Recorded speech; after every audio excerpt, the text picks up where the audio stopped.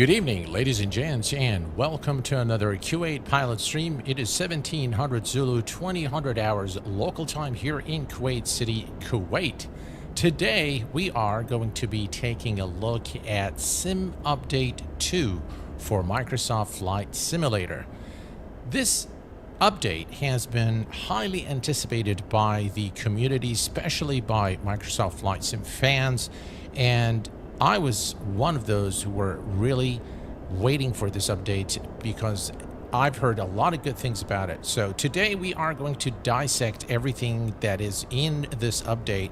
Well, at least from my perspective, it does have some nice features. There are some improvements, but is it really any better than Sim Update 1, or should we now look forward for Sim Update 3 for further fixes and improvements? This update has been labeled by the community and by Microsoft as the quote-unquote stability update. So, with that in mind, let's begin. And first, I want to welcome all of you guys here in chat. We have with us today Bradley Evans, welcome aboard. Arthur, Dominique, welcome. Dougal McTavish, V Skycheck, Thomas, Alex, welcome guys. Glad to have you here. The moderator team, thank you very much for the support. Direct to Sim, Mr. Intelligent, welcome aboard. Glad to have you with us this evening. And we have Nightbot. All right, so let's take a quick look at the briefing first. And this stream, folks, is going to... What is this any manager doing here? This stream is going to be slightly different than the usual streams where we just fly and chat about, you know, all things flight sim. Today, I'm going to be showing you my settings. I'm going to be showing you my NVIDIA settings. I'm going to be showing you the InSim settings and everything else that I do in order to get the performance that I do get when I fly in Microsoft Flight Sim. Mind you that I've had issues when I loaded Sim Update 2 for the very first time with frame generation, and it seems that there is indeed an intermittent issue with frame generation in this version of Microsoft Flight Sim, but more to come once we are airborne. Hello, Stefanos. Welcome aboard. Danny Playstech. Welcome. Glad to have you here. And we have also Sid Sharif. Welcome aboard. Glad to have you here. All right. So here is our flight plan for tonight's stream. We are currently situated at London Heathrow, and we're going to be heading over to, what it says not used, 35, maybe 35 right. Let's take a quick look here. Yeah, 35 right seems to be the, well, I think we can change that. So we'll change this to 35 right. All right, and that's the runway in use. We'll change it as well in the SimBrief flight plan. I believe it uses the same arrival, so we should be fine. So we are going to be departing London Heathrow without a SID, so it's going to be a direct to the next waypoint, which is here. If we look at our SimBrief plan real quick from Navigraph charts, taking a little bit of time here to load. There we go. And so we are going to fly direct to Maxit, and then we are going to be cruising at a final cruise altitude of 31,000 feet. And we are arriving today into Lyon, France, at Saint-Exupéry. I'm sure I messed that up completely, but we are arriving runway 35 right through the Fed's 9 November arrival. And it should be a fun flight, and I hope that I can provide you with as much as possible with useful information for you guys to set up your sims. So let's move this away, and as you can see here, the sim is looking actually very, very nice with the clouds there. Very, very nice representation of the clouds. You can see they are very, very nicely done. Overall, London Heathrow, this is, by the way, one of the handcrafted airports by Sobo, so I am not using any additional scenery here for London Heathrow. And overall, the sim looks pretty good. The performance, when it works, actually is much better than Sim Update 1. Whether you're using frame generation or not, we're going to be taking a look at different scenarios today to kind of push this update to the limit and see, see what we can get in terms of performance. So that said, let's move into the cockpit of the beautiful PMDG 777, which also has been updated. And we're going to get things started here. First, we're going to go to the electronic flight bag here and load our SimBrief plan. So request data from SimBrief. And there is our SimBrief plan. Next, we are going to go to the ground weight and balance, and we're going to say import from SimBrief, and it will set our weight and balance. Everything looks good here. Perfect.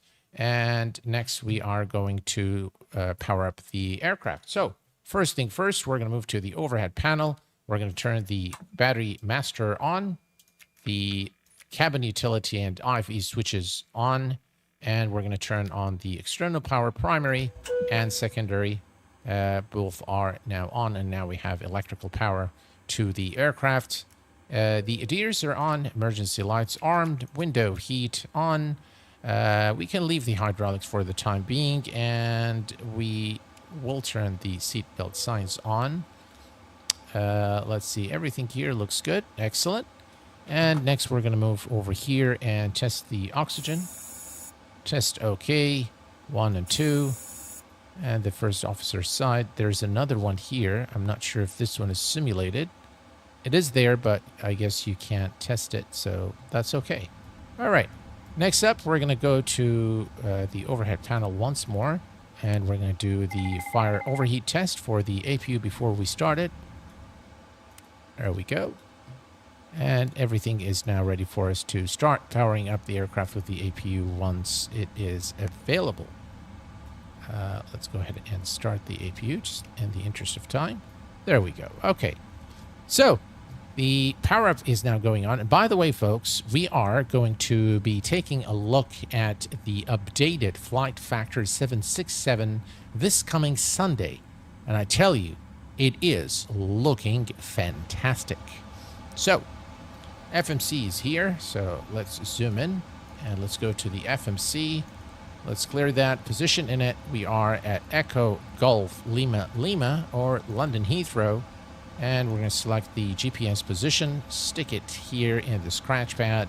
Next, we're going to go to the route and request. SimBrief route is Echo Golf Lima Lima to Lima Foxtrot Lima Lima. And the scenery today by the Lyon scenery here is by Digital Designs, a very, very nice rendition of this airport. So we're going to click here, say set payload, set the fuel. Next, we're going to go to select route, and now the route is being requested. All right. Aircraft is getting powered up, and we can see the displays coming to life, as you can see here. Lovely. All right, and we have the flight plan here as well. So we're going to say load, and we'll wait for the execute button. Let me clear that, and clear that. Perfect. All right, and activate and execute. Perfect.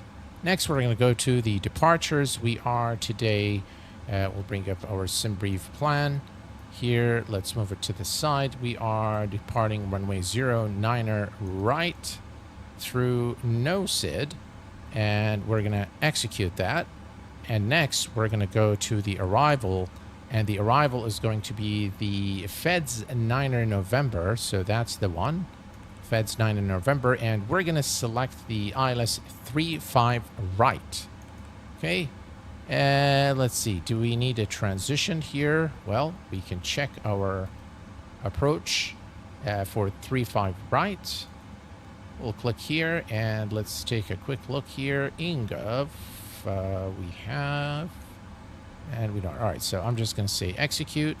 We're going to go to the legs page, make sure there are no discontinuities. There is one from INGOV from Taller, so we're just going to clear that one here, and then it's going to be the final fix for 35 right.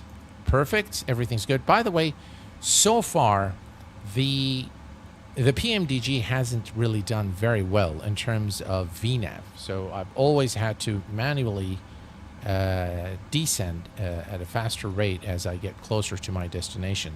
So, yeah, I mean, it could be.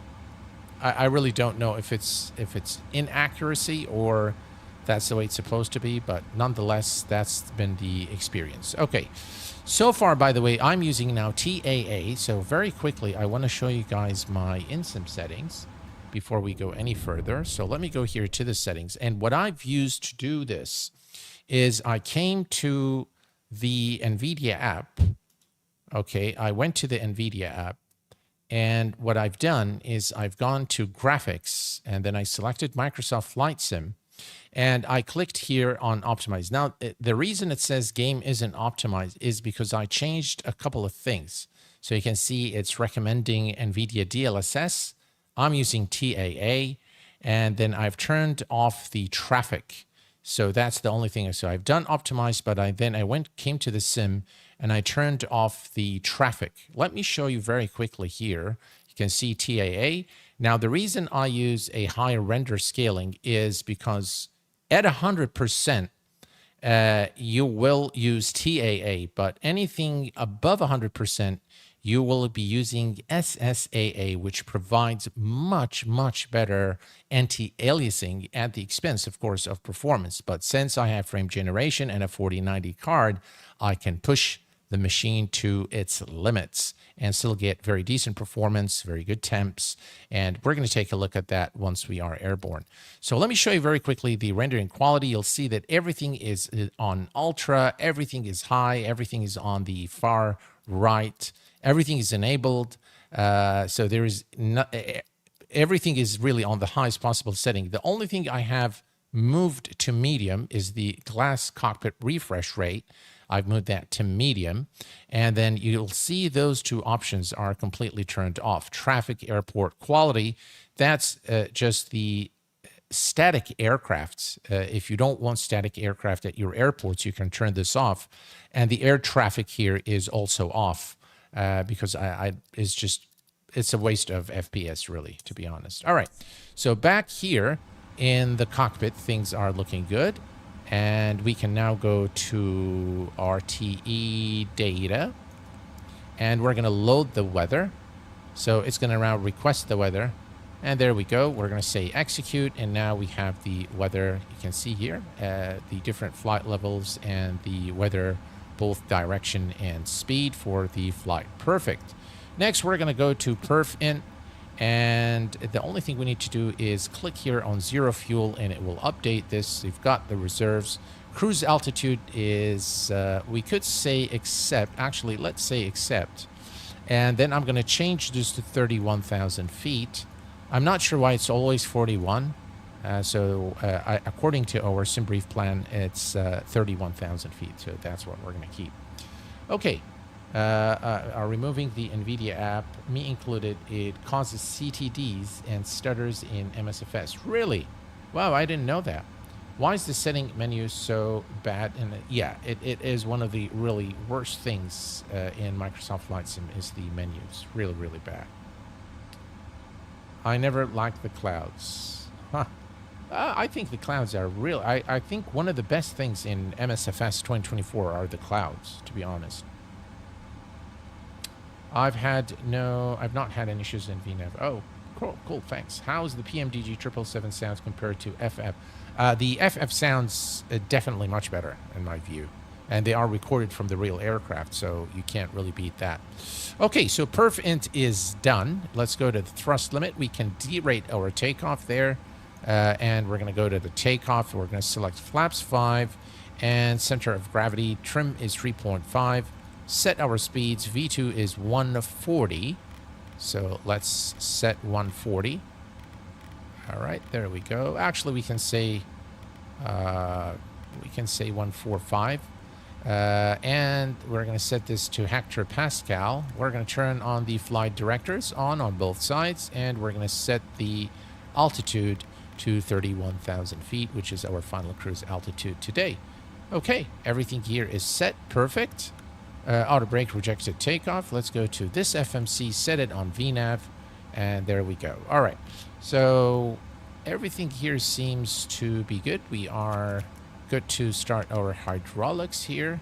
So let's turn those on. The APU seems to be on, so we can now get rid of the external power. So let's do that. Let's go to the ground operations. We are going to set our parking brake. Parking brake is set. And we are going to release the ground power and remove the chocks. Perfect. Next, we are going to make sure we have the altimeter set, which it is 1019, and everything else is perfect. Okay, let's go to the checklist here, and oxygen is tested 100%, flight instruments, heading, altimeters are set, parking brake is set, fuel control switches are cut off, and we are done here. Before start checklist, the flight deck door is closed and locked. It's not operational here. All right, so we'll just assume that it's done. Flight deck door is locked. MCP V2 heading and altitude are done. Takeoff speeds V1, V-rotate, and V2 are set. CDU pre-flight complete. Trim 0 and 0 is checked. Taxi and takeoff briefing is checked. And let's go ahead and turn on the beacon light on. And the before start checklist is now complete. Perfect. Next, we are going to go to the before taxi. So let's go ahead and push out of our position. Now, if you look here, this is where the aircraft is situated, and runway 09er is right over there. So it's a short taxi. Let's go ahead and bring the GSX, and we're going to request push and start. Let's use British Airways, since we are flying the British Airways livery. And we want to do nose to the right, tail to the left. And let's turn on all our fuel pumps. There we go. Fuel pumps are now turned on. Okay. So, right here Hello, on the Captain. ground, what are we getting pushback in terms of FPS? Let's find out. We're going to bring up the MSI Afterburner. And as you can see here now with frame generation, we are getting about 98 FPS, which is not bad with TAA. Now, the funny thing is, if you go to DLA with DLSS, there's a significant change in the performance. And let me show you this very quickly. So I'm going to come here to the settings, and I'm going to change the anti-aliasing to NVIDIA DLSS Super Resolution with DLAA. And I'm going to save and go back to the sim. Now, yeah, you'll get this initially, and then it starts climbing. And now... Departure check completed. We're actually not... There we go. About 112, 100 and... So from the 90s, or from 100, we have about 12, 13 more FPS with DLAA. And with quality, so if I change this to quality here, so DLLA, I'm change this to performance balanced quality, and save and go back. Now, again, it will take a little bit of time, and then things will start changing here. Not much difference. In Sim Update 1, there was a huge difference between DLAA and quality. So, yeah, so that's that. So you can go with DLAA, you get a little bit more FPS, but for this flight, we're going to use TAA, and we'll leave the scaling at 140 there for better visuals. And again, I don't like the the speed tape here with, again, very decent performance, even with TLAA. All right, let's turn these on. And I think I will turn this off as well.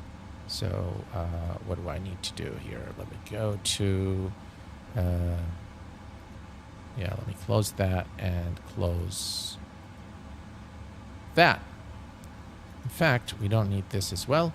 So we're going to push northeast taxiway F. I'm not sure. Let's select that. Release parking brakes. All right, let's release the parking brakes, and we need to set our trim push to 3.5. Clear. Start at will. All right, and we have clearance to start our engines, so let's head over here and start. There we go.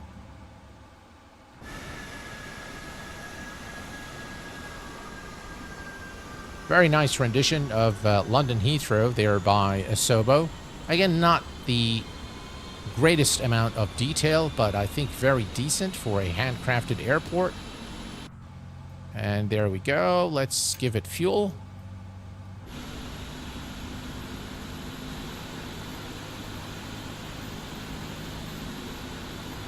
No, the scenery is default scenery.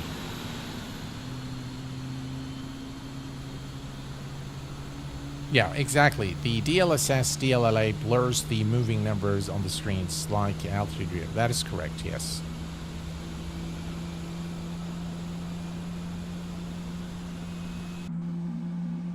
All right, the engine is now stable. And we're going to go ahead and start the left engine. Left engine is now spooling up. Perfect.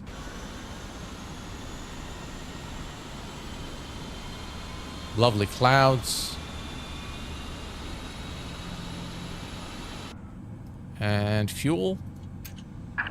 Set parking brakes. All right. Parking Waiting brake your set. confirmation for good engine start.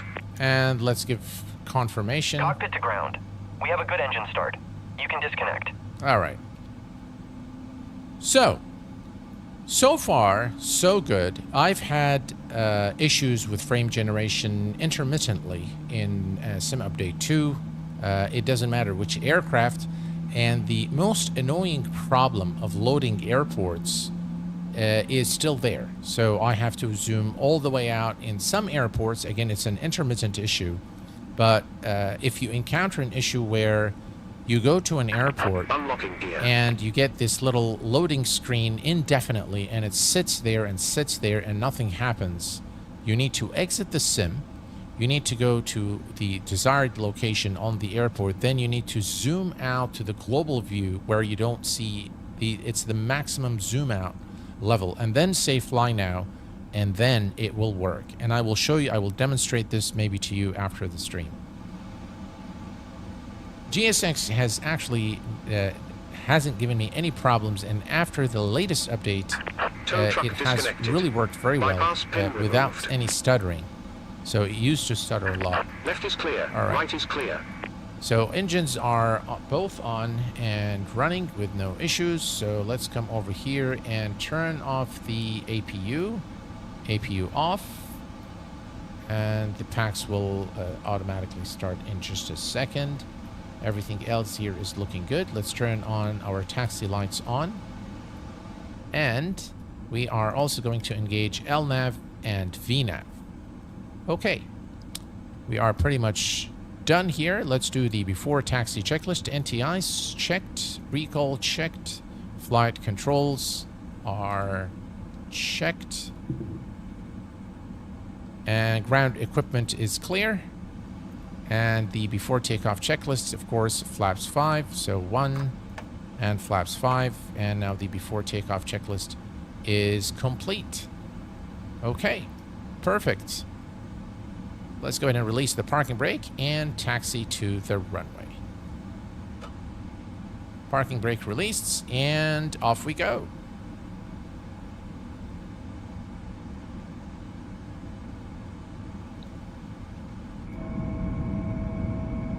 Look at those flaps, guys. Very, very nice indeed. Had that bad under the beta. It was awful. Yep. Still there, unfortunately. Mr. Valero, welcome aboard. I use TAA. Yep. TAA is great. All right. So here we are again. Very nice details again, considering that this is a handcrafted airport by Asobo. So it comes with the deluxe premium version. When you purchase it, you get London Heathrow free of charge. You get the handcrafted airport with plus a ton of other airports that are all very, very good. All the airports that are handcrafted in Microsoft Flight Sim are actually very good. Nice ground marking as well. So you get your money's worth, I think, in terms of the airports, in terms of the aircraft, although they are pretty much all fly the same, but you know, you do get that variety. Personally, I don't like any of the default aircraft in MSFS with the exception of their Cessna 172 and maybe 152. The rest I really do not like. But must admit, flight factor sounds are better. Yes, they are. Much, much better. Much better. Yeah, if you like this stream, then please hit the like button. Thank you very much. Appreciate it there, V-Sky Check. And thank you very much, guys, for your support. I really appreciate it. So I think we have seen the we've seen the performance so far. So far, decent performance in this version. So it is, in terms of performance, definitely much better than Sim Update 1. But still with a lot of issues. Still with a lot of issues. Yeah, that's for sure.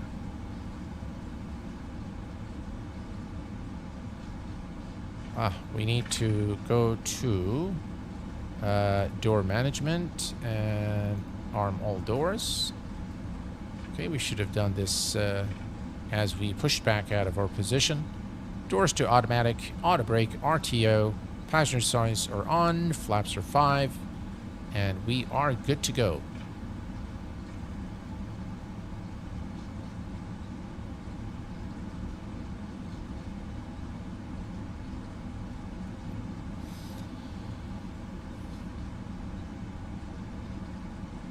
Looking good. Here's again an exterior view of the 777 here at London Heathrow. Very nice British Airways livery. I love this livery. Very, very nice. And really very nice rendition of London Heathrow. Actually looks pretty good. Some really nice details. Very nice clutter there at the airport, the positions. And here we are. We can make the turn. Actually, we'll make the turn at the next turn here. All right, here we go. We're going to put terrain on this side and the weather on this side.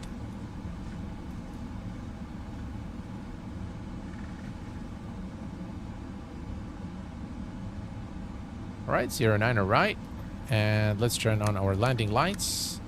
Runway turn off lights, strobe lights, taxi lights off.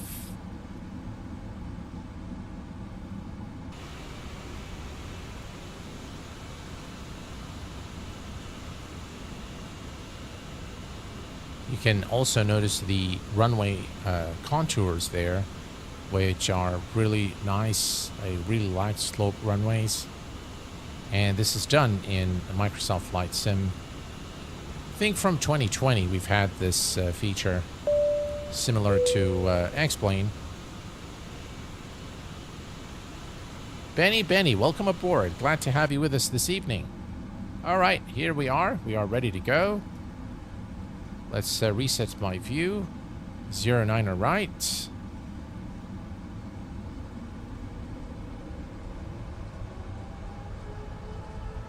And Toga.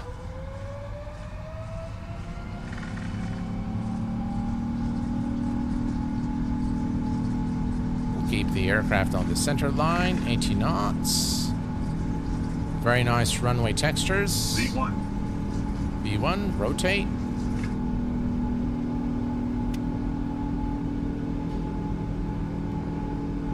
Positive rate of climb. Gears going up.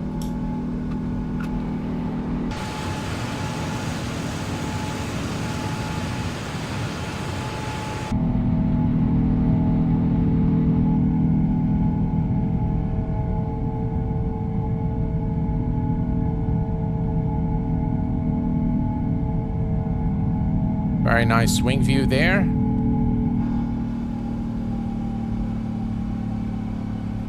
And And I will tell you guys that the PMDG 777 is now my absolute favorite aircraft to hand fly in Microsoft Flight Sim 2024.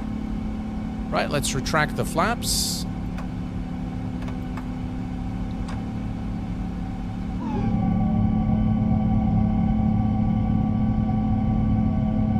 Very nice scenery there. I am using, by the way, Orbex True Earth England, all central, north, and south. So you can see again, very nice mesh there underneath as we depart London Heathrow.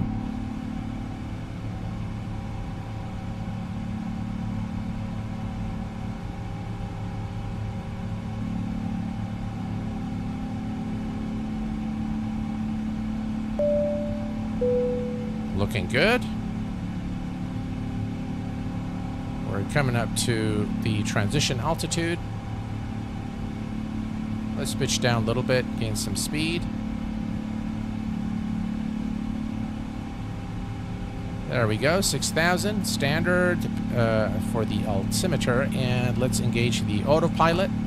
Autopilot 1 engaged.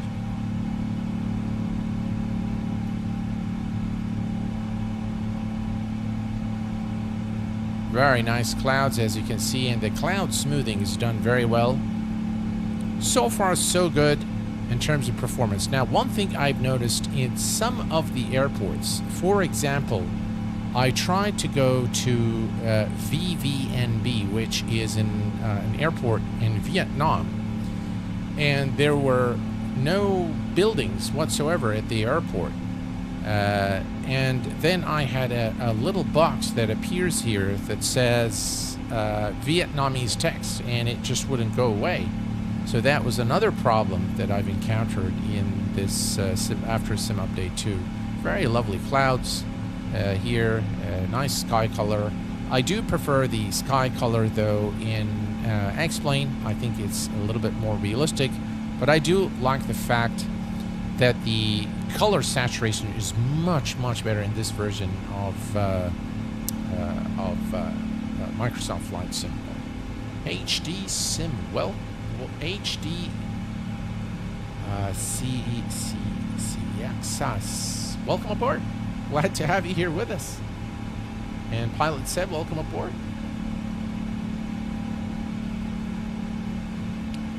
But I'm now flying the 777F a lot. I signed for FedEx in APL version 2. A great product, really. Right, let's take a quick look at the outside here.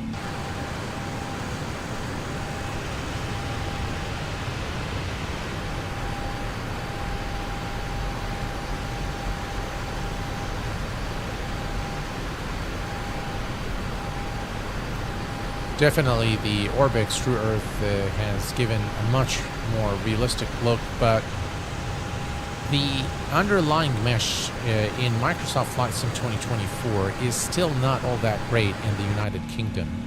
It's much better in the US now, but yeah, let's do that. We'll put this on auto, and we're good. Excellent. Let's set this to 80 nautical miles, and we'll continue to climb to 31,000 feet.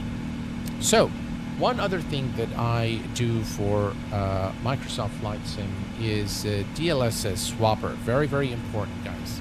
When you go to the DLSS swapper, you want to go first to the library, and you want to download DLSS 4. This is actually DLSS 4. Yeah, mind you, it says version 310.2.1, but this is DLSS 4. You need to download it, and then you go to your Microsoft Flight Sim 24 instance, change it for both DLSS frame generation and DLSS as well. Rake reconstruction is not there. Now, for FSR in DirectX 12, this is the oldest version. This is the version that comes with Microsoft Flight Sim. And if you click here, you'll see that there are many versions. This is the version I'm running now. There's a ton of other versions right after that. The last one being version 1.0.2.38022. Now, you can use FSR from the frame generation. On my specific setup, it doesn't really work very well. So if DLSS if the let me show you here real quick. Let's close that. If you go to the settings here, if NVIDIA DLSS doesn't work well for you, try the AMD FSR 3. But on my machine, it doesn't really work very well, and it causes a lot of jittering and a lot of issues. So I kept the previous version, and I'm using NVIDIA DLSS for it. So just something to watch for if you are... Yeah, we've got a little bit of pause there. That's because I changed the settings and, you know, changed them back. So that's another thing I've noticed in this version. Is this version stable? It is stable. Is it more stable than Sim Update 1? Slightly, yes, I have to say. Is it way better than Sim Update 1? No. Still, there are issues. Still, there are some... there are definitely some issues, like the airport loading, the you know, tooltips that appear all of a sudden and never go away. Definitely a problem with the frame generation is not optimal in this version. So overall, not very excited still about this update. I know they have now visualization of wake turbulence, which is okay. That's good. But again, I think the sim still needs a lot of updates under the hood. So the underlying engine needs work in order to bring this sim to, you know, a stable status, in my opinion. Looking very good. I think any simulator clouds are work in progress. Yeah. I wish Chase Plane was released for 24. It's really good for 2020. Yes, it is. To be honest, I didn't complain about default camera in MSFS or X-Plane, but Chase Plane and X camera improved the defaults a lot. That is very true. Hello there, Fry Bry. Welcome aboard. Glad to have you with us. All right, here's our top of climb. We can see it on display. Maybe I will bring it here. Ooh, that's a little too big. Let's make it smaller. There we go. That's the top of climb. We don't need that. That messed things up for us. All right, let's remove that. Perfect. All right, let's try it again. And there. All right, let's make that smaller. And further. And put right there. You can see that's our top of climb right there. And we can put data there so we can get the time. And we can get the position here as well. Actually, we'll leave that out. We'll just leave this one. Yeah, so there we go. And here we are, 25, 6,000 feet to go. And we are all good. After takeoff is also done. There we go. Okay. So yeah, overall, I think good effort by Asobo bringing more stability to the sim, but it definitely needs work for sure. What we really need back in 2024 is Flow Pro from Parallel 42. God, yes. But sadly, Edson said any utility are a long way from... oh, really? Bringing over from 2020. Oh, that's really bad. Yeah, again, that is the thing. If you guys recall, one of the selling points for 2024 by Asobo and Microsoft is that it's going to be backward compatible, and the porting of add-ons is going to be straightforward. That has turned out to be a completely disastrous statement and completely untrue, to be honest. And that is self-evident in the amount of work that PMDG had to put into their aircraft to make it compatible with the new platform. So, yeah, I mean I really don't know how to label this, but I think that Microsoft and Asobo decided to release Microsoft Flight Simulator 2024 last November because they were running out of time. And I think that has come to bite them. In the long run, I think people have lost confidence in 2024 as a platform and are sticking pretty much with 2020. So, yeah. And you tried the new Beta 6 release on X-Plane. I still haven't, but I will stream it possibly this coming Sunday. MS pretty much forced Asobo to release early. Yeah, that's probably what has happened. Very unfortunate, though.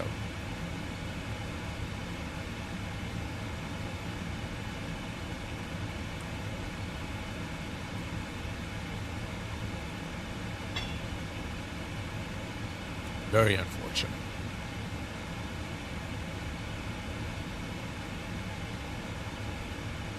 So both the 3 aircraft from Flight Factor has received upgrades: the 777 version 2, the 767, and the 757. Now, I loaded the 767 yesterday, and I was really impressed by the changes they've made to the cockpit. The cockpit textures are looking fantastic.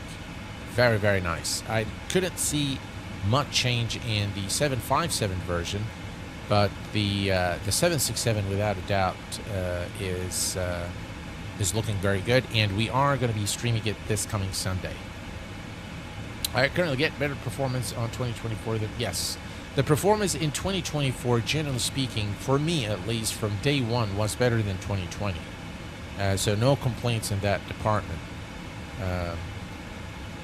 What happens when you have bosses? You can pull a... Yeah. Yeah, you're right. You are right.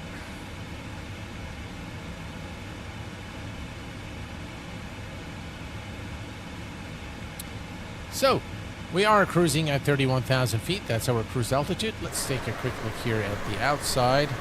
And as we fly away from the beautiful United Kingdom and head over to Lyon in France, we are, by the way, flying in real time, real weather today.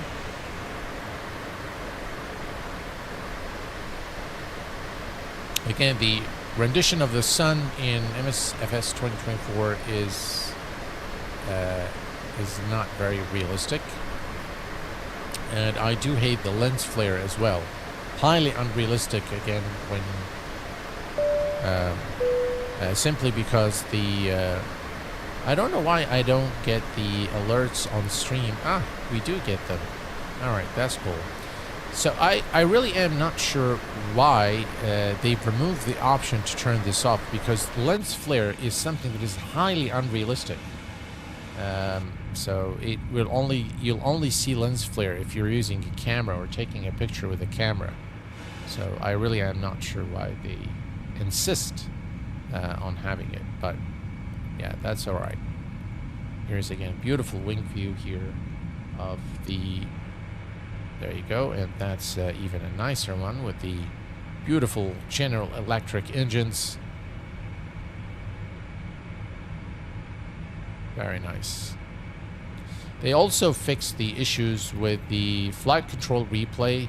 So previously, if you minimize it after recording, or beg your pardon, if you close the window and bring it back on, you will not be able to maximize it. I think that issue has now been resolved. So yeah, slowly but surely things are being resolved. So that's good. And if we look here, you'll see that we have top of descent in 226 miles. Now, one of the nice things in PMDG, one of the features, is that you can actually increase the speed of the sim just by clicking here, and once you see this in green, then the aircraft is going to move faster. As you can see now, we are moving a whole lot faster.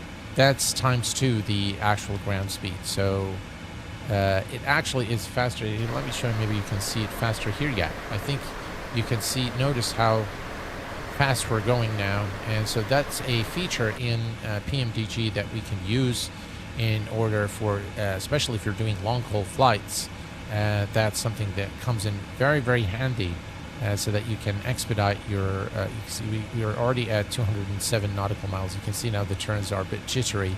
In the previous versions of PMDG, when you had this speed running at ×2, when it reaches a turn, top of descent or top of climb, the aircraft would automatically slow down, but not in this version. You'll see that again here, it's going just it's going pretty fast. And all right, so let me change this back. And again, if you guys want me to do it faster, we can definitely do it faster and shorten our flight. We are now 190 nautical miles, so about 37 nautical miles just in a few seconds there. I got MSFS 2020 and I've been having a blast. No HOTAS yet, but I think I should get one. Well, I'm very glad that you're enjoying 2020. Yeah, I've enjoyed 2024, at least the few flights that I've done. Beam Eye Tracker, did you get Beam to run in the end? Yes, I did get Beam Eye Tracker to run in the end. I do have a camera that is a 1080p camera, and so everything worked fine. It works exactly as it should, but I experienced a lot of stuttering. So yeah, so it was just a lot of stuttering. Hello Mason, welcome aboard. Glad to have you here with us. MSFS 747 on this or 747 on X-Plane, freeware or payware? Well, I highly recommend, if you want a classic 747, you can't go wrong with the Fearless 747 for X-Plane 12. By far the most advanced simulation of a 747 classic. But that is, of course, a 747 that is not your typical 747 that you know that you're accustomed to. It's one that requires a lot of training and a lot of learning. I can't wait for the Bluebird simulations 757 and 767. Cheers Q8.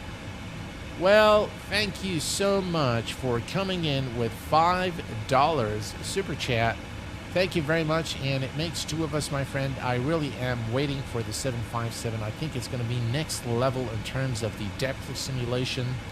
So really waiting for that. And I thank you very much for your kind support. Really appreciate that. I thought we had a call foreseen to help with the setup. Maybe the invite was just for the stream.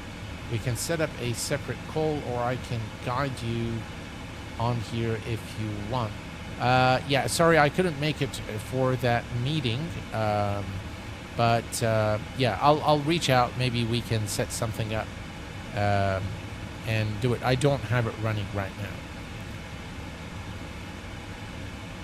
Pilot Seb, hey, does 2024 version feel better than 2020 when it comes to hand flying? Yes, it does. At least in this version and at least in this PMDG, it feels a whole lot better.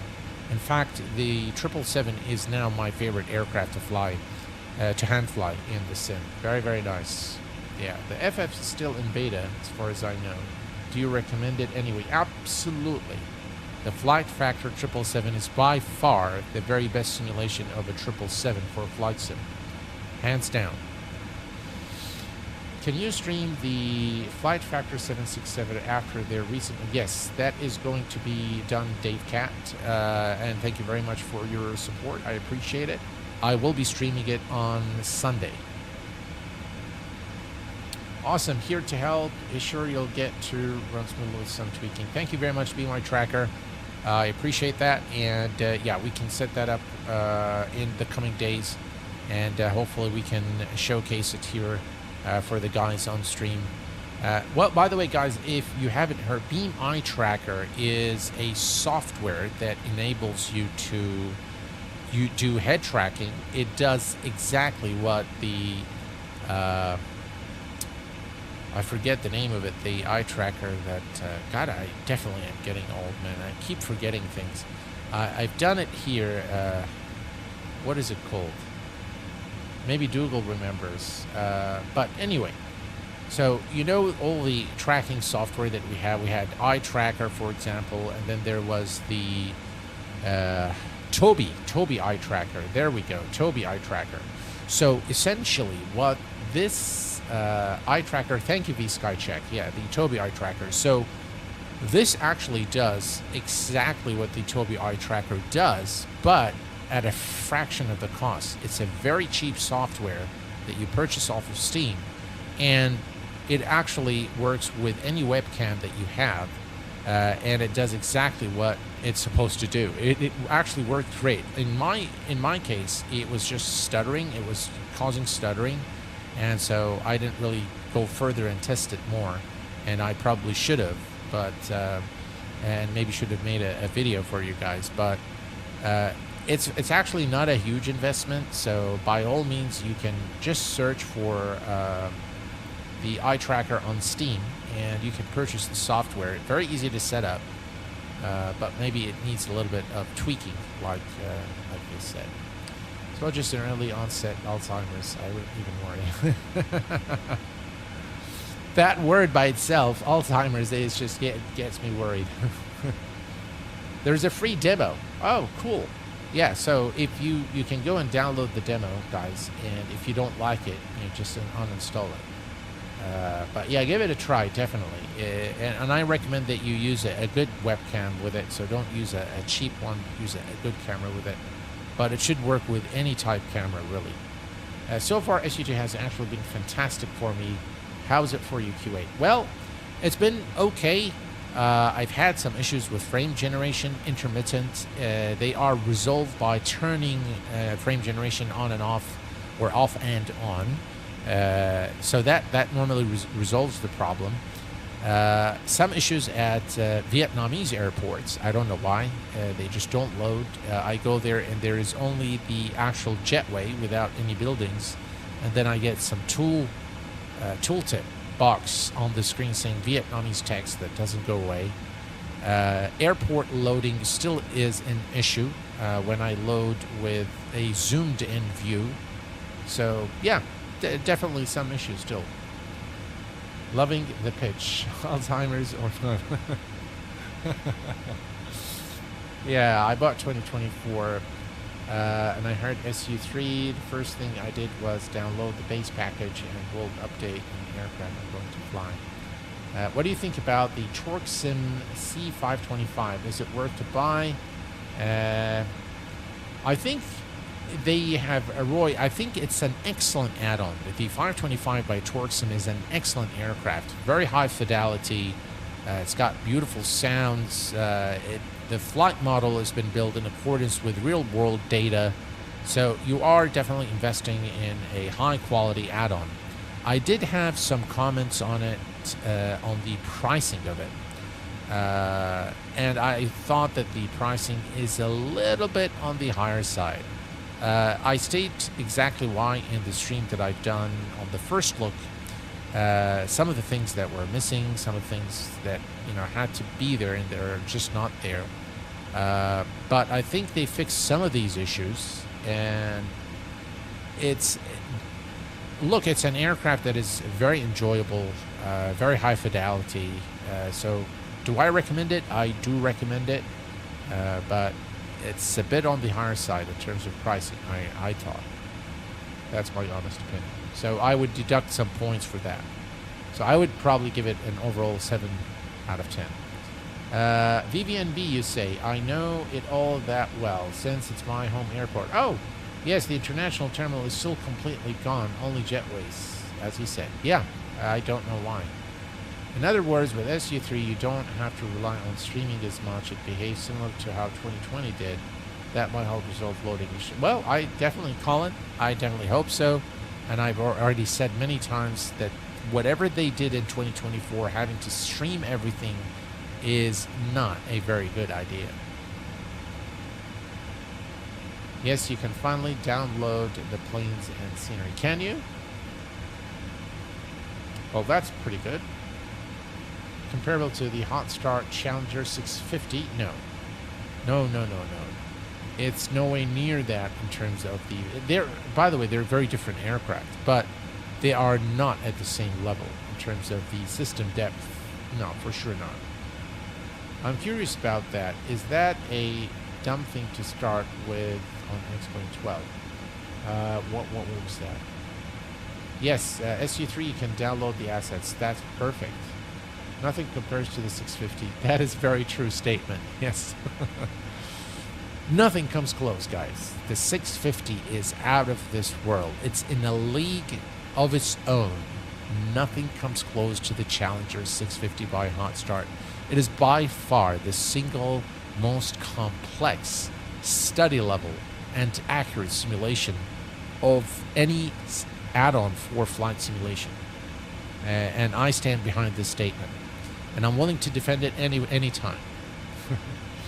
Q8, I perform normal speed and matter no time acceleration. Otherwise, I feel it is unrealistic. That is true, yes. The 650 probably most real than the real life itself. That is actually a statement that is not far from reality, because the folks that are now real-world 650 pilots are actually using X-Plane and the Challenger 650 to train.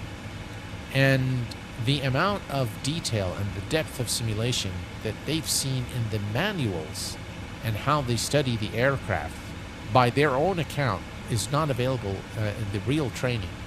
So they've learned much more with the sim version from hot start than they've learned in real life. So so that is again a testament to the highest fidelity or the high fidelity that hot start has employed when developing the hot start. The clouds are kind of looking really nice here. Look at that, guys. Yeah, very lovely clouds. A very believable scene. Performance is very nice. And yeah, all is looking good. Definitely the clouds are much, much nicer now.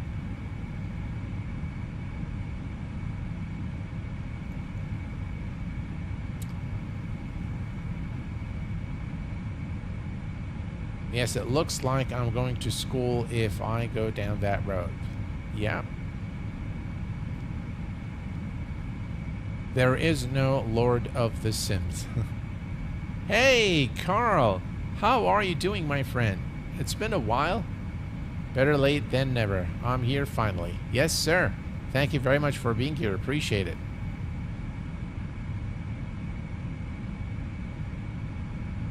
Oh, wow. Well, I hope a bunch of dollars to buy and new tires for my... Oh, I hope things are all good now. Wow, that's a lot of money for the tires. Gee.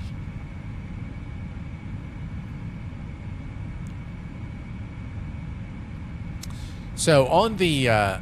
just very quickly, guys, on this memory thing, I have noticed recently that a lot of things that happen during the day, I forget by the end of the day. And I was wondering, is this Alzheimer's? And am I really getting old? And then I went and read about memory as you age. And the brain works in, you know, a very strange way. And it becomes extremely selective in what it wants to remember. If anything happens to you, or a number, or, you know, an event, or somebody that you meet, and to you that was not a priority or not important, then your brain automatically says, ah, this is not important, then I'm not going to store it, so leave it. And I'm just going to save my energy for something that matters to me. And I've noticed that this is very true. Because as a young child, I used to have something called photographic memory. My dad used to get really upset with me because when, you know, he used to ask me to go to study, I would be like done in 5 minutes. And he looks at me playing and he says, well, didn't I tell you to study, son? I said, yeah, Dad, I'm done. He said, what do you mean you're done? You were only gone for 5 minutes. And I would say, he would actually grab my textbook, my school textbook, and he goes to a random page and says, okay, explain to me, you know, how water is formed, and then give me the chemical equation for it. And I would just recite word for word what's on that page. And he was just stunned And yeah, I used to have that photographic memory for everything. I used to memorize poetry in seconds. I would just look at the page and it's there. And then as I started aging, I lost that gift, if you will, and it's no longer there. But I still retain a very, very strong memory. But recently, I find myself forgetting things that just happened. I says, guys, I can't remember, this guy's name that we just met. And when I read more about this, it seems like, yes, that's what your brain does as you get older. It prioritizes things. And the memory, by the way, builds from on a bottom top approach. And when you lose it from the top to bottom, not from bottom to top. So you would remember the things that happened, earlier in your life, but you wouldn't remember something that happened yesterday. So normal aging explains a lot. Yeah, it's like a robot. Well, nobody picks on me or wives.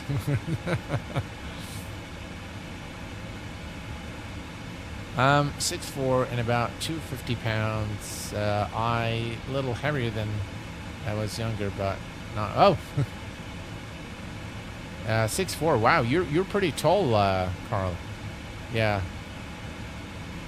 Yeah, I'm about 5'11", and I weigh in pounds. What do I weigh in pounds? Let's see.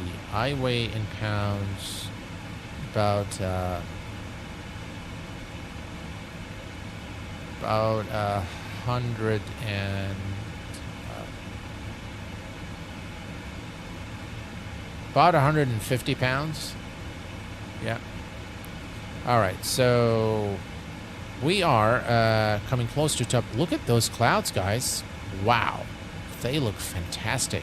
Right, here's top of descent in about 64 nautical miles. So let's prep our aircraft for the arrival into Lyon, France.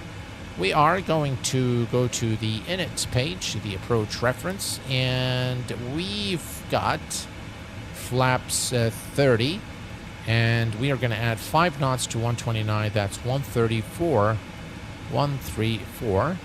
and we'll add that there. And then we're going to go to the fixed page. We are arriving RW35 right, I suppose. Yes, indeed, RW35. All right, so let's copy that. And let's go to the fix. We're going to add it here. And the bearing is 35. Let's take a quick look here. 353. 353. 10 nautical miles, and let's add it here. Perfect. And now, why are we getting these jitters now? You see that, guys? This is what I'm talking about. This is what exactly I was talking about. That you get these intermittent issues, and this is again something to do with frame generation. So now we are definitely getting the issue. See how when I move the mouse, how the screen jitters? So, and now, by the way, I have to restart the computer in order for this to be sold. So let me try just one thing. We're going to go to the settings, and we can turn off the frame generation and go back and see if that fixes. No, that does not fix the issue whatsoever. Yeah. So that's another problem that we have. Again, you can see all the jittering here. Very, very bad. Very bad. Yeah. Unfortunately, there's nothing I can do about that. That's NVIDIA DLSS framing. There's nothing I think I can do to fix this issue. Again, it happens intermittently. Maybe it's a driver issue. I don't know. It only happens, by the way, when you move the camera. You can see it happening here as well. Alt enter. Alt enter.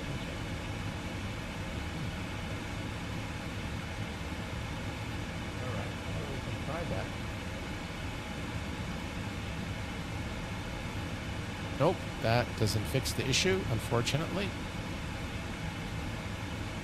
issue still there. So unfortunately, yeah, it's not going to go away. We want our platform altitude here, which is 3,000 feet. So let's set that to 3,000. In preparation for the descent, 3,000 feet is set. I think maybe it's a NVIDIA driver issue. Brings you in the windowed mode and back. It doesn't work really. Still, you know, same issue there. You can see it here. I think it's something to do with, you know, maybe the NVIDIA driver. Maybe I need to, you know, go back to the previous driver. But yeah, that's another issue that I've been having with this version of this sim. The clouds are looking really nice. If you don't move the mouse, things are okay. But as soon as you start moving around the camera, then you get those jitters,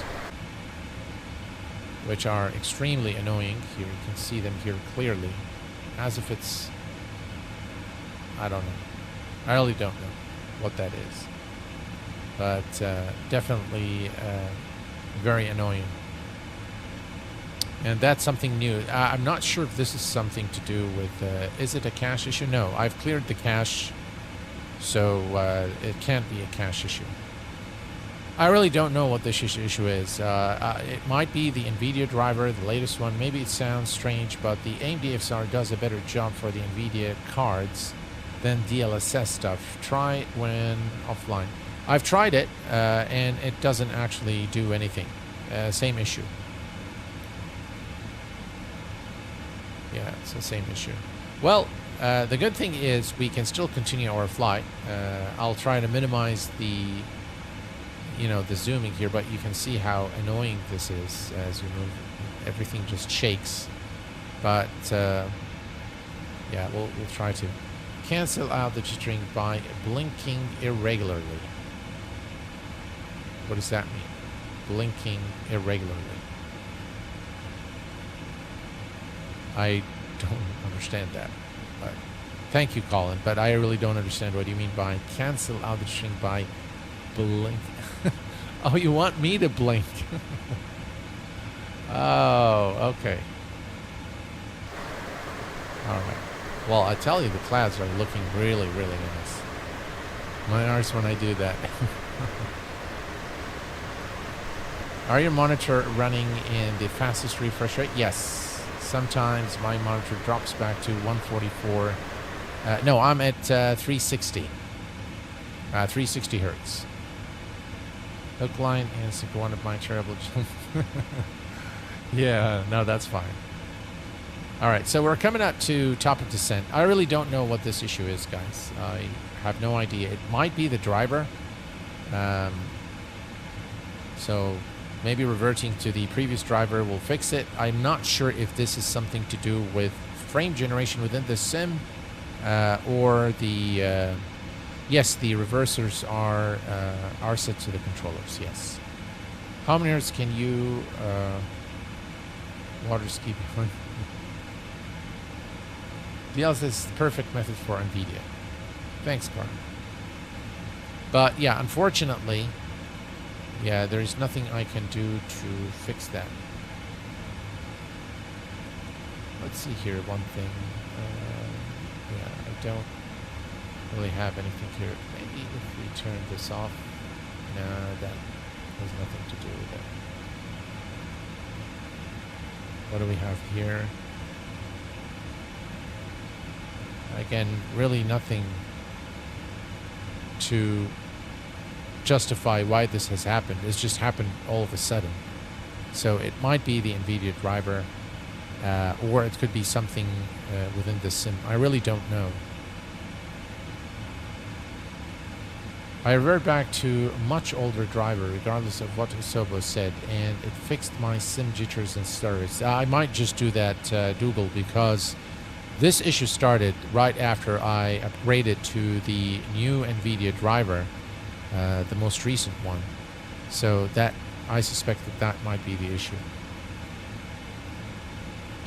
Thing to keep on top is that unsupported. So if you do have issues, you won't get help from anyone you call officially. I put a frame rate limit at 118 FPS. Make sure I stay inside the VRR range. I don't think that's the issue though. I use a driver from back in December Jan. Oh, really? That old? No, the previous driver I think was just fine. But yeah, this one, I might attempt to roll back to another driver, to the last one, and see if that fixes the issue, because this is just not flyable in my view. It's very, very annoying. Yeah.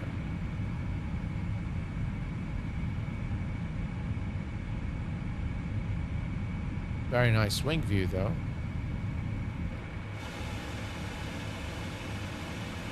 Yeah, more than likely this is the driver. Current driver has also no issues in SU3. S72 and later gave me a black screen and freezes. Oh, really? Right, so we've begun the descent now towards Lyon from 30,000. And we are going to come... God, I hate those jitters. Alright, so any movement of the camera causes that. So we are going to go to descent. Recall is checked. Notes. Auto brake is 2. Landing data verified. Let's get the minimums. Oh, I think I turned off my media control panel. Navigraph charts, beg your pardon. So let's go to 3-5 right. Approach. 3-5 right. And let's see. All right. Precision height.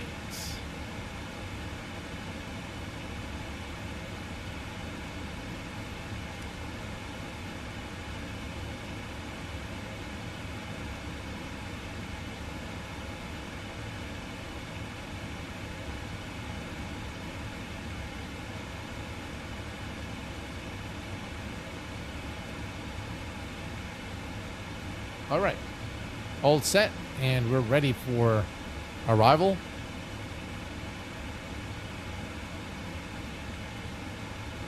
Very nice clouds. This jittering though is really bugging me. Personally, I'm not into the testing drivers, so I am for stability instead. I don't have that beefy PC yet. NVIDIA had some driver trouble recently, and some were running an older version to avoid problems. Yeah, I think that's what I'm going to do. I think I'm going to just go to the previous one. I'm also using a driver from December on my 4090. Oh, really? Oh, okay. Yeah, I think I'll revert just to the previous one. I don't think I've had any issues with the previous driver, but this one definitely does have some issues. Question about the aircraft. Do you feel the energy management working nice? Energy management. VSkycheck, what do you mean by that? I have a 3080 and haven't had trouble to speak of recent drivers. That's good. That's good to know. I think it's very intermittent, as in common VNAV.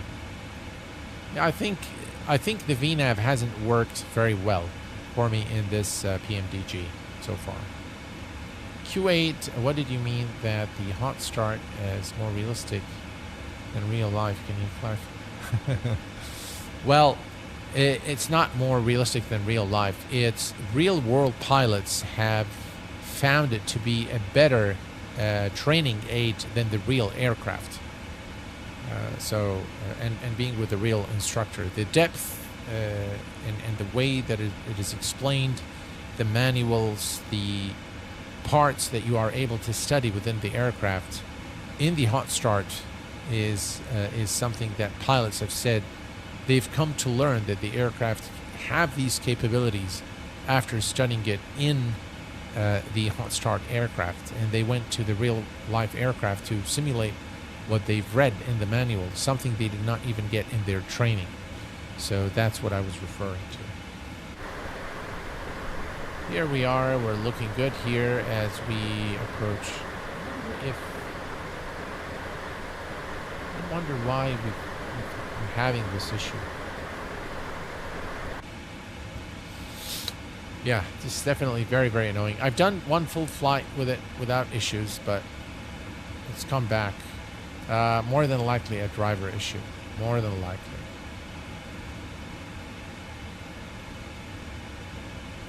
Depends on the game you spent time in, and who knows what aspects of your setup could come into play.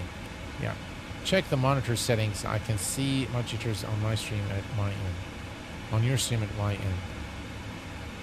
Well, there isn't any jitters on the stream when the screen is static. So when I don't move the camera, I think things are fine because I can watch the stream as well here on my other screen.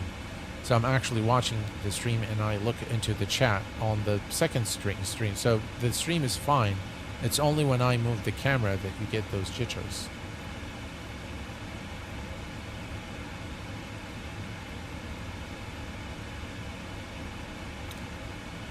Right, I think we're getting close to our destination now. And I think transition level is by... What happened here? Not sure what happened, but okay. I think we're a bit too high. Yeah, I think we're too high. All right. What did I want to check? I wanted to check the weather. All right, so weather is pretty standard weather there. All right, let me just go real quick here. Why 11,000, 7,000. We're definitely a bit too high for the current sector of our flight. So if I zoom in here, yeah, we need to be above 7, but definitely not enough for us to make the turn. So I think we need to, just for a little bit, I think we need to go to vertical speed, and we're going to increase our rate of descent to 3,000 feet. That maybe will help us expedite the descent a little bit, because we're definitely too high for the current sector by some margin.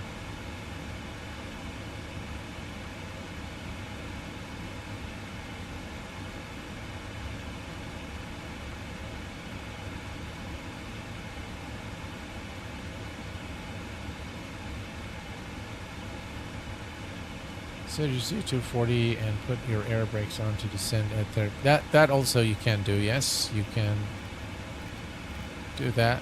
So that's what Carl is suggesting. Go to 240. We'll put. Actually, let's go to VS.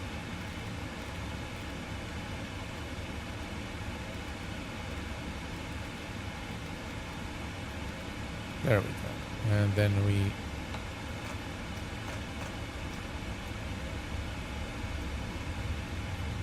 there we go. And now you'll see that the aircraft is descending at a faster rate.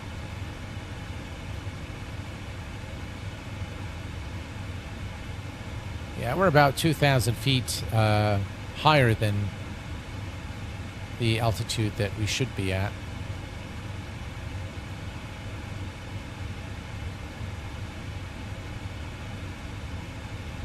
Arthur coming in with €4. Thank you very much, Arthur, for your generous donation. I appreciate that. Thank you very, very much. Thank you, Arthur. Very, very grateful for your super chat, my friend. Appreciate it.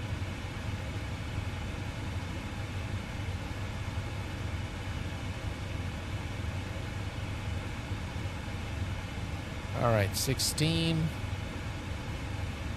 All right, I think we're looking good here.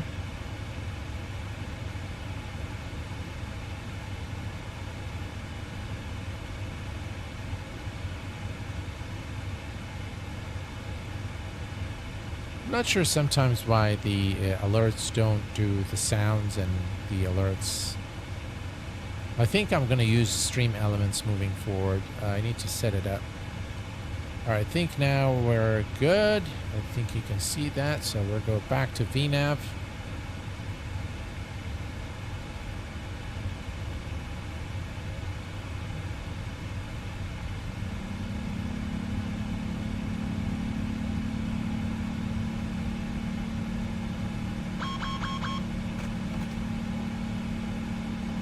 There we go.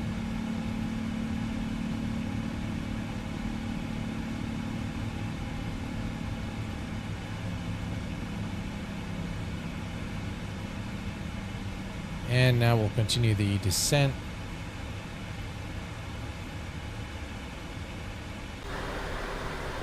Very nice looking aircraft. One of the things I don't like about Microsoft Flight Sim is these issues. The jitters, the stuttering. You know, you gotta do this, you gotta do that, go to the config, delete this, delete that. It reminds me of FSX days when we used to go and keep tweaking and removing and, you know, trying things out. That's one of the things I really do not like in Microsoft Flight Sim. And I find X-Plane, although a dated platform, I find it to be far more stable and far smoother in terms of the performance. Roy Vancan coming in with 5 Q8 pilot gifted memberships. Thank you so much, very much for that, Roy. I really appreciate that. Thank you very much, sir. Very, very kind of you. Guys, if you've received a gifted membership from Roy, please be sure to say thank you. Very, very kind of you, sir. Thank you very much.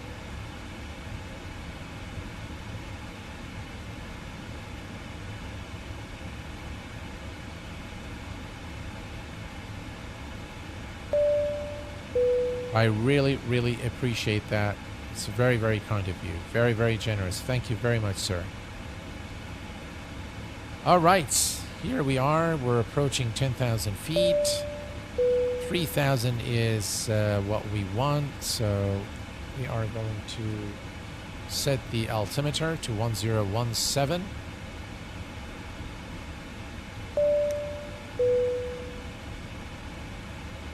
Very, very kind of you, sir. Thank you. All right, here's our turn. And we're almost there now, folks. So you've seen one of the issues now live here with Sim Update 2. Again, I cannot confirm if this is something that is Sim related or related to the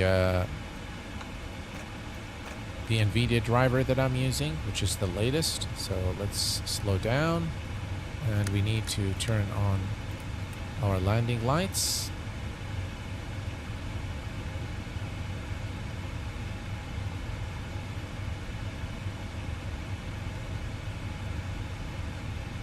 All right. 31 miles. I think we should be fine.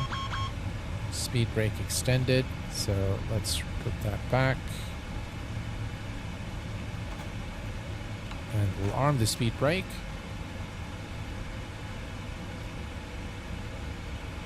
God, those jitters are just really bugging me. Welcome to Captain Mr. Roy. Thank you very much, sir. Thank you, sir. Really, really appreciate it. That's very, very kind of you. Thank you very much, Roy. Really appreciate that. All right, let's take a quick look here at, we need to be at 3,181, and we have about 27 nautical miles. Yeah, I think we should be fine. So that's about 18 nautical miles we need. I think that we're fine. All right, final speed I believe was 134. 134, yeah. Perfect.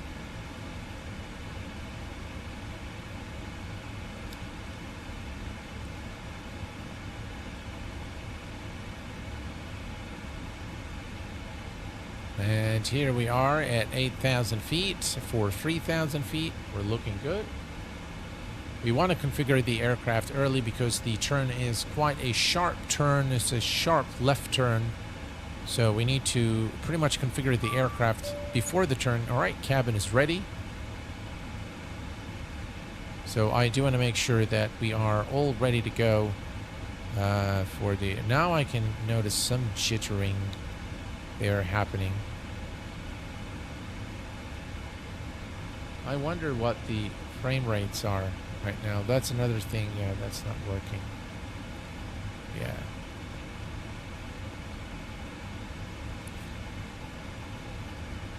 Yeah, I really suspect the driver then in this case. Let's hope we can enjoy more of the captain, all streamers. Glad to be part of it now, so thank you, Q8 Pal. Well, Roy, thank you very much, sir, for your kind words and for your support.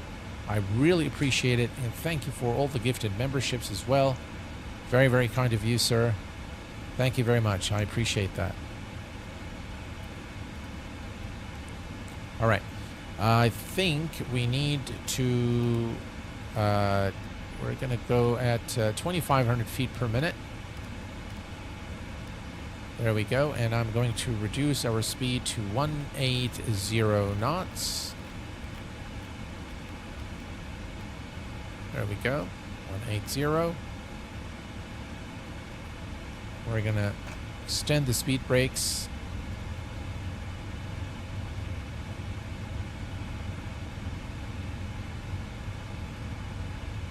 Yeah, that's the airport to our left. And we definitely need to expedite the descent to 3,000.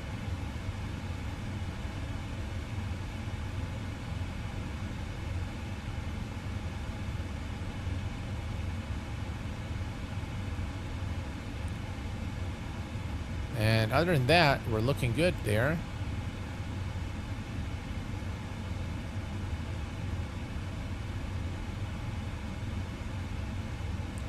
We have a wonderful community here at Q8. Thanks, guys, for your great... Yes, absolutely. The best bunch ever is the bunch here on the Q8 Pilot streams.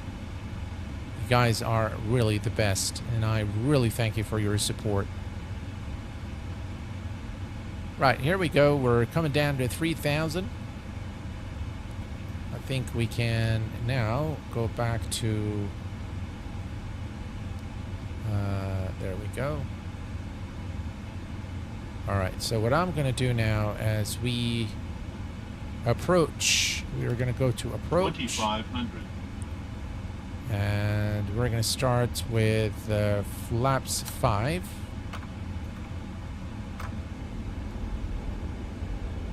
Alright, there we go. Flaps 5. Reduce the speed.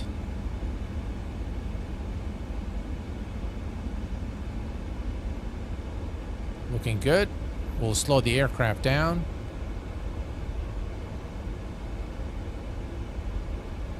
And I am also going to lower the landing gear in a minute. Speed brake extended.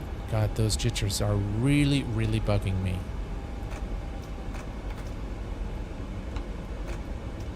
Alright, speed brake extended. We are at our platform altitude.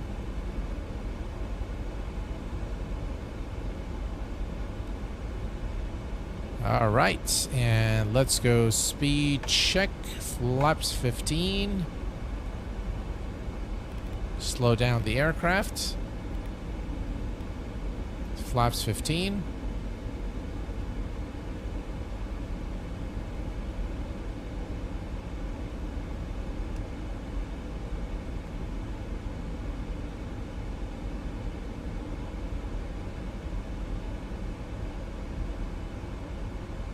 Alright, looking good. Would you guys like a recording, perhaps? We can definitely record the approach.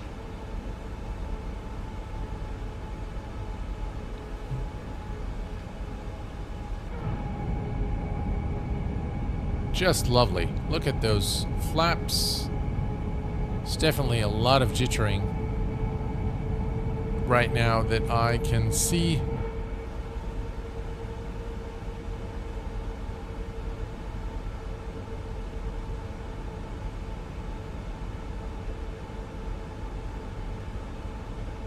Thank you very much, guys. Really, really appreciate your kindness, your kind words, and your support.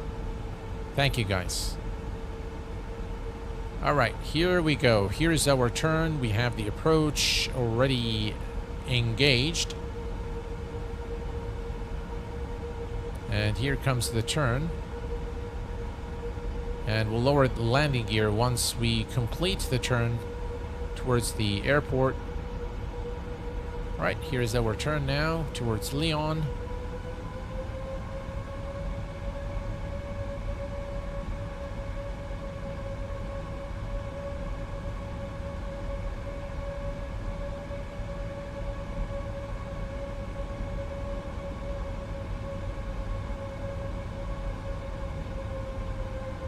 I don't know what frames we're getting, but those jitters are really annoying. All right, here we have the localizer and glide slope both captured.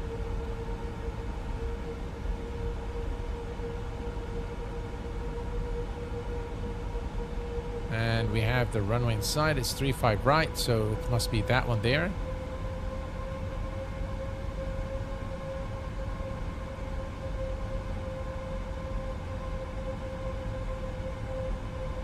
Right, we can see the diamond here coming down. All right, and we're gonna go for 134. Speed check and flaps 25. And we're gonna select gear down.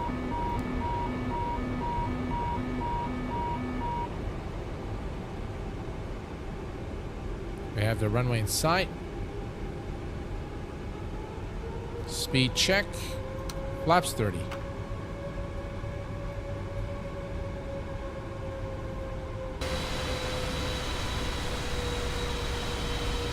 How about we go to FCR and we'll go to record.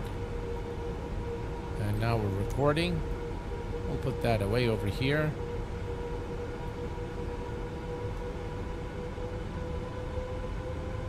At least, you know, those jitters won't bother us too much while we land.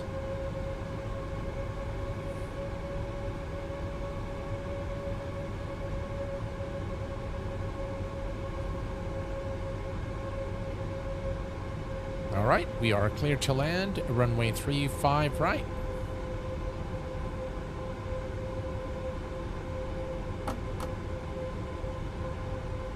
Land 3 is active.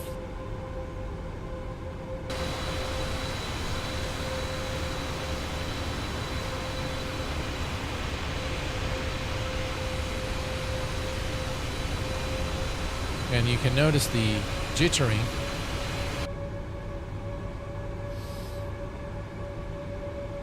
Right, at 1,000 feet, we will disconnect the auto throttle and the autopilot and hand fly the aircraft.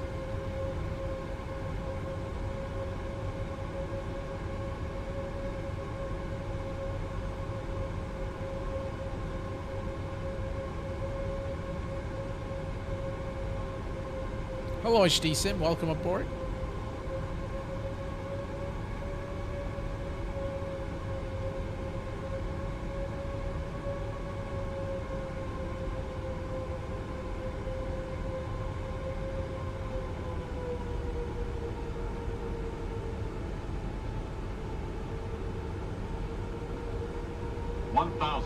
All right, 1,000.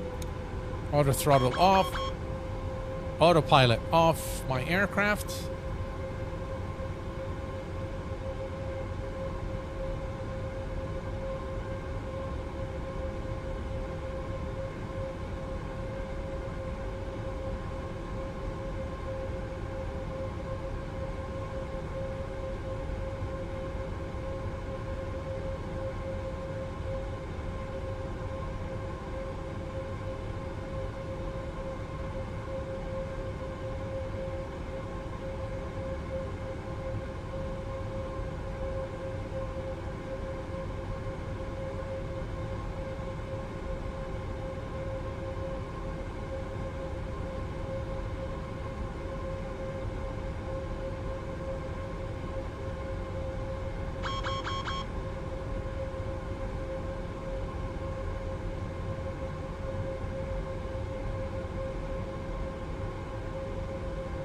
Approaching minimums.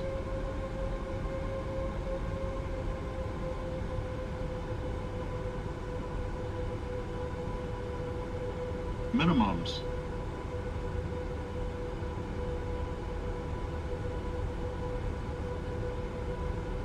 $30, $20, $10.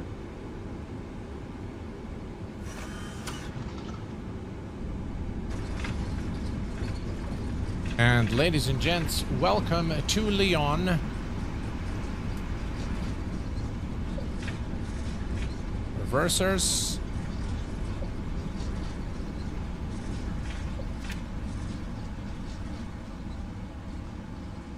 And auto brake off. The reversers should engage properly for some reason. But we've made it safely, and the jittering is really bugging me, guys. Yeah, I think, by the way, I honestly think this is a driver issue. I don't think it's a Microsoft Flight Sim issue. Yeah, it's not a bad touchdown, yeah.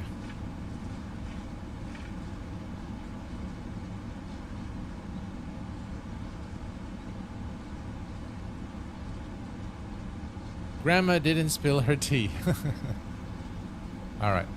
Let's take a quick look here at our landing, and then we'll come back and taxi to the gate. Yeah, you can see the jittering is far worse on the ground now. But let's come over here. We're going to say stop the recording, and then there we go. All right, so let's bring it right about there. All right.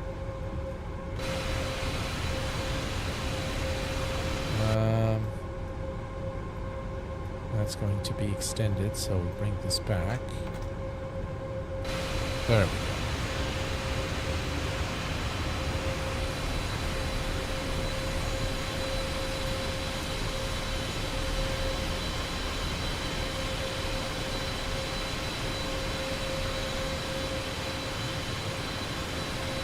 The scenery is quite nice.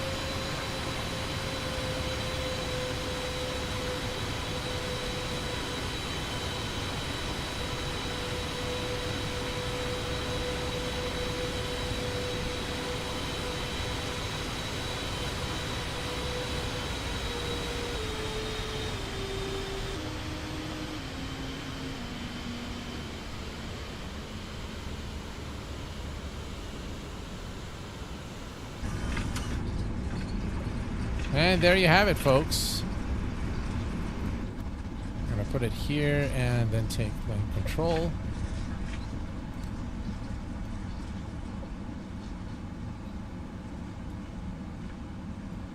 All right.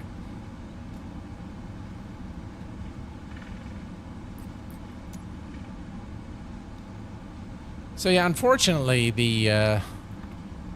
this jitter problem is there, which is very, very annoying.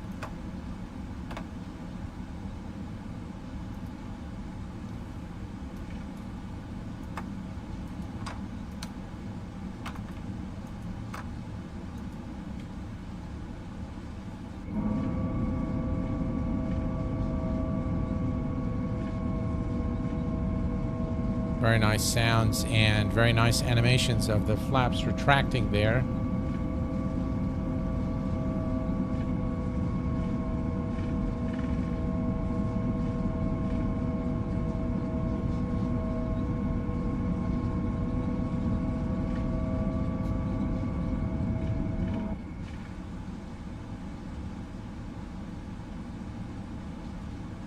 Yeah, it's just these jitters makes it just unflyable and unusable. Yeah, very nice scene though, very nice airport.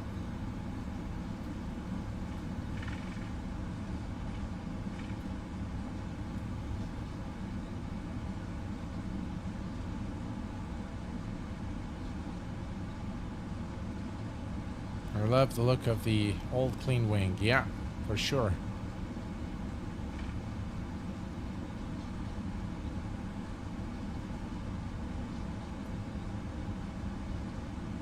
Well, guys, considering those jitters, I'm not going to go to the main terminal.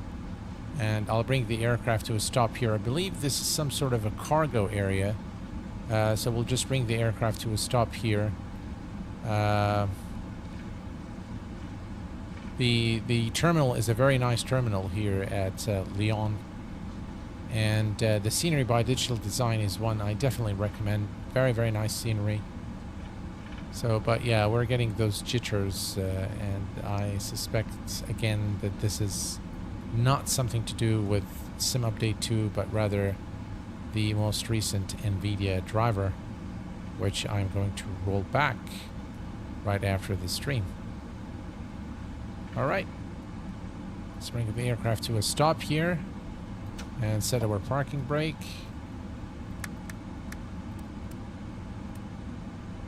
And let's kill the... Let's see here. Can we come to ground maintenance? No, ground service vehicles.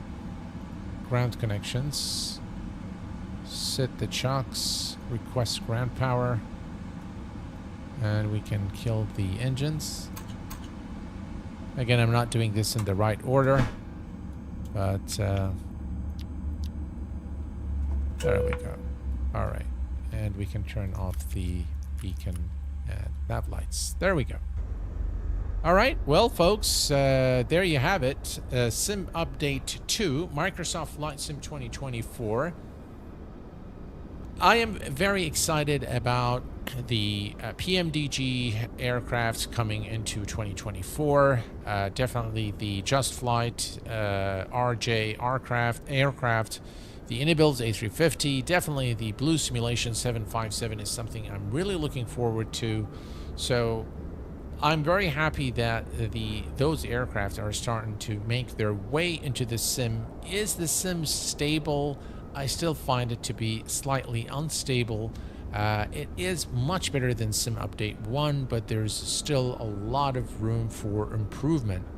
Microsoft Flight Sim 2024 has really been to a bad start, and I think the team over at Microsoft and Asobo has been working very hard to give them credit in order to rectify the disastrous release and the highly unstable platform. Nonetheless, it definitely provides a very good experience for those of you who are aviators or are gamers and just looking for some fun. I think there is a very high fidelity aircraft and quite a selection both in the general aviation and the airliners aircraft to choose from in the sim. Overall, I am still giving Microsoft Flight Sim 2024 a 6 out of 10, just considering everything.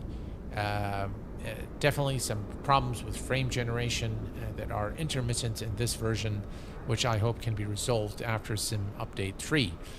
Guys, I am going to be with you again this coming Sunday, where we are going to be streaming the latest version of X-Plane 12.2 Beta 6 and the recently updated flight factor Boeing 767, which is looking good, guys.